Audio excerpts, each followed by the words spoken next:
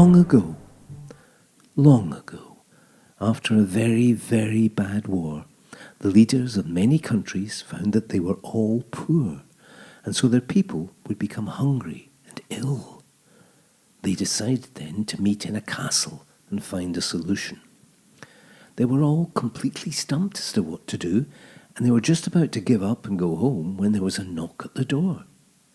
In came the famous magician Keynes, and told them that he could solve their difficulties. "Come with me into the woods. I'll show you something very special," he implored.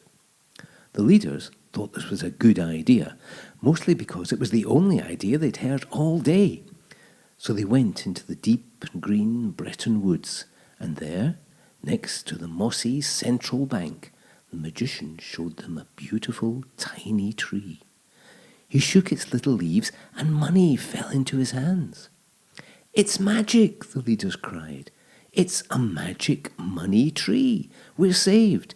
Just think what we can do with this," they said. "We can build houses for families. We can pay for doctors to treat people who are ill. And we can make sure that no one ever has to be hungry or cold or frightened ever again." "Perhaps," said the magician, taking one step forward. "You see, the tree can give you the money, but it needs its own special kind of food to stay alive and grow. You need to give it a small amount of taxes to make it thrive. You can collect them from everybody, but make sure you don't take too much and that everyone pays their fair share. If you don't, then the tree might become ill and die." Of course, the leaders nodded wisely. Why would we want to do anything else? And in the years that followed, the leaders did just that. They took the money from the tree and always remembered to give it the taxes it needed. Great things happened.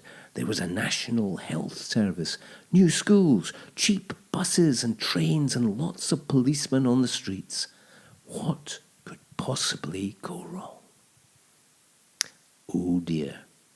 It seems that the leaders were not alone on that day in the woods.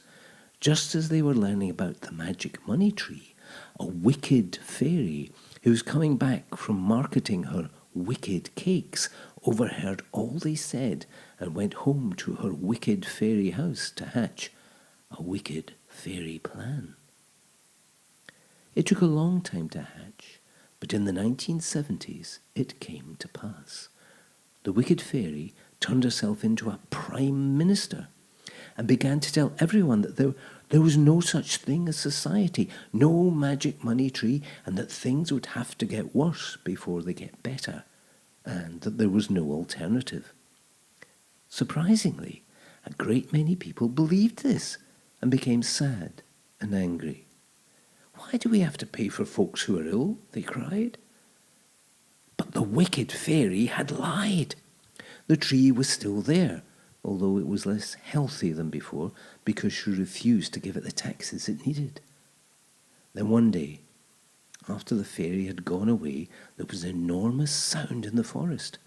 It was the sound of a gigantic crash, a financial crash. All the banks were crashing throughout the land. The leaders knew what to do. They went to the magic money tree and begged it to give them more and more and more money, even though they gave it less in taxes. The plan worked, and soon everyone was more or less happy again, except for the huge numbers of people who weren't. But of course, that was their own fault. Did you know that fairies can have children? Well, they can. And this means there'll always be lots and lots of good fairies to help the people of the world.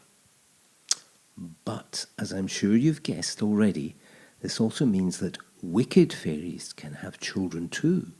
And this means trouble, trouble, trouble. Our very own wicked fairies' children were now running the country. They still took money from the tree in bigger and bigger amounts and fed it less and less. Then they started to tell people a very big lie. They said There was no magic money tree. They said there was no money for hospitals and schools and policemen and policewomen. But when they needed to pay for wars and submarines and clever schemes to let rich people pay less in taxes, then the wicked fairies went in secret to the magic money tree and took whatever they wanted. One of the wicked fairy's favourite daughters was now in charge of everything. When a nurse asked her why she and her fellow nurses were so poor, the wicked daughter answered, "There is no magic money tree." This was, as you know, a wicked lie. The wicked daughter had visited the tree many times to get money to pay for high-speed rail links, nuclear power stations, and plans to allow gentlemen and ladies in red coats to hunt foxes across the country. Next morning, the wicked daughter ordered that a giant wall should be built around the forest so that no one should ever find the magic money tree ever again. Except, of course, for the wicked fairy folk, who would need more and more of the tree's fruit to fund their wicked and senseless Brexit plans. And just what happened to the people in the country of the wicked daughter? Well, they decided that on June the 8th they would vote wisely.